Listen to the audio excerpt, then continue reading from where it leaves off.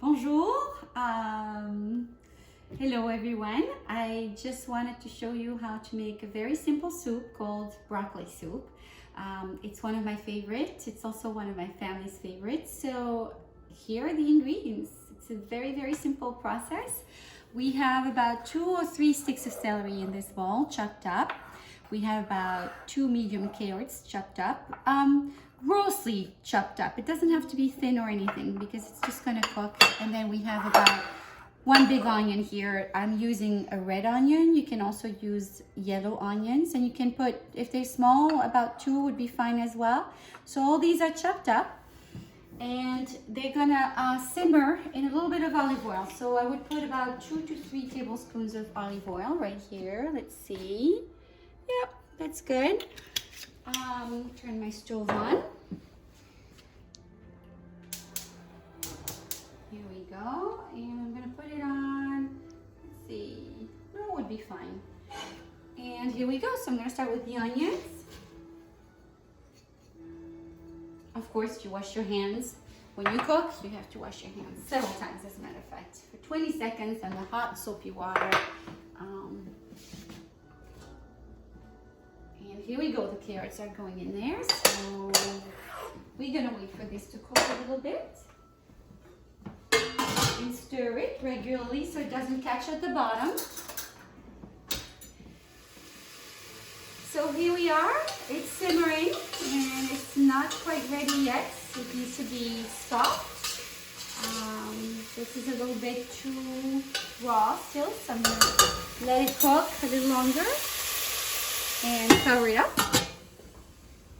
Okay, so I'm gonna check to see. It's been about 10 minutes. Let's see, that looks about ready. So my onion has started to look a little tender. What I'm gonna do now is add my broccoli. So I chopped up some broccoli. Of course, you can use frozen broccoli. That would be fine just as well. There's nothing wrong with frozen broccoli. Actually, it might be very convenient because you can store it longer in your freezer. This happens to be fresh broccoli. I'm just stir that a little bit, and then soon after, here's what you're gonna add. I'm using water. You can also use chicken broth or vegetable broth.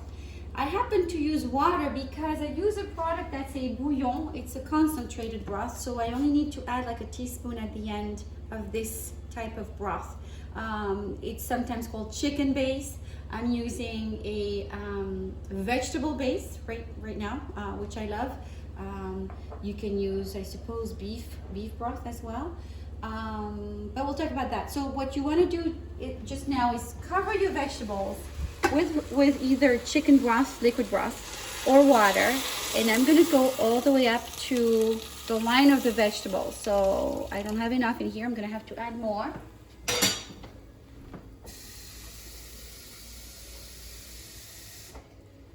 Here we go. So a little bit more. And then we're going to do this. Yeah, use a little bit more. Yeah, still a little more. It actually makes a good portion soup. This will be for my family for probably 2 meals, I would think, unless they ask for seconds, which they always do, so maybe 1 meal after all. So now the biggest job is done. You're gonna let that cook on medium stove, and when everything's tender and cooked, I'll show you what to do next. So let's leave it alone. It might take 15-20 minutes. Just keep an eye on it. You don't want the broccoli to be too overcooked.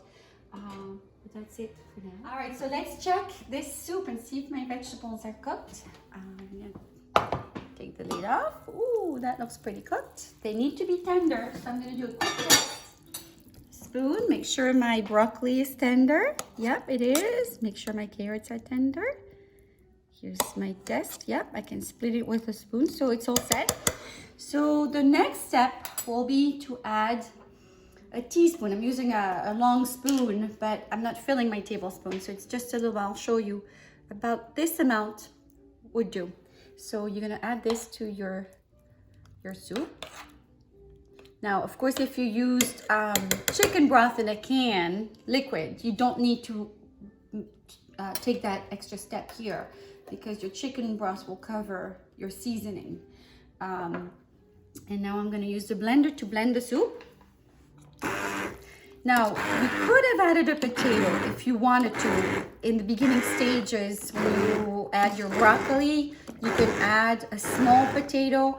What does the potato do? It adds a little bit of thickness to your soup.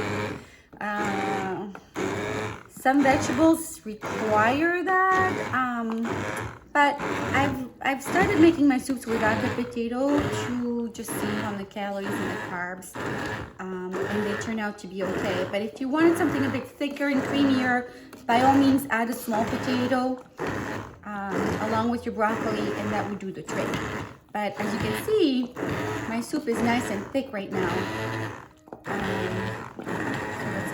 Now, of course, if you don't have a hand blender like mine, you can also use a regular blender where you make smoothies. It's a bit more messy by experience, I'll tell you. Transferring a hot soup into that and then transferring back is kind of a bit of a challenge. So I find that the hand blender works so much better. All right, so the soup looks awesome, nice and thick. Keep doing it until it's really pulped. No bits and pieces in there.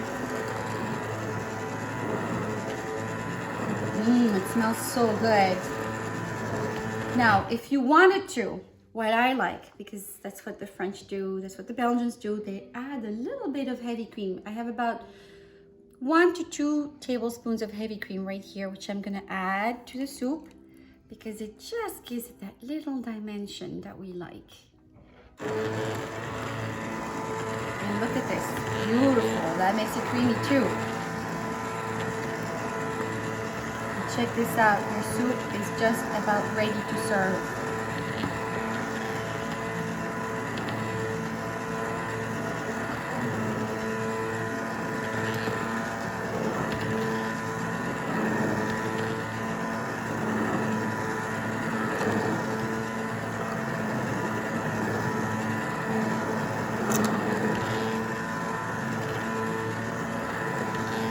So here's the thing.